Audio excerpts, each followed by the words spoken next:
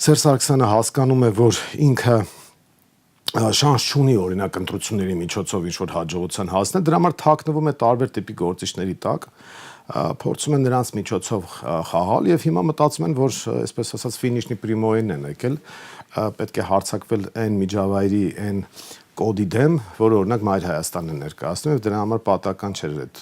իմ դեմ հարձակումները, որոնք պարբերաբար բնույթ են եղել, բայց ես դրա իմունիտետ ունեմ 2008 թվականից ես իրենց տեղը ցույց եմ տվել եւ ֆուտբոլային դիվանագիտության ժամանակ եւ իրենց վարած տնտեսական քաղաքականության, քանի որ Սերժ Սարգսյանը հսկայական կապիտալ ունի,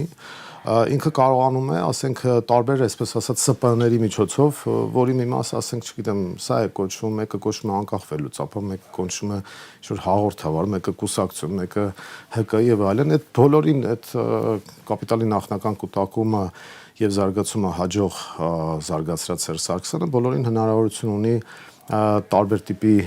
կրակահերթերի տակ պահել, բայց երբ որ ուղիղ ճակատին ես խփում կոդը, միանգամից այդ համակարգը փլուզվում է։ Դրա համար հիմա իրանք ներմայնանում են եւ ընտրությունից առաջ ուզում են դիրքավորվել եւ հետաքրքիր է որ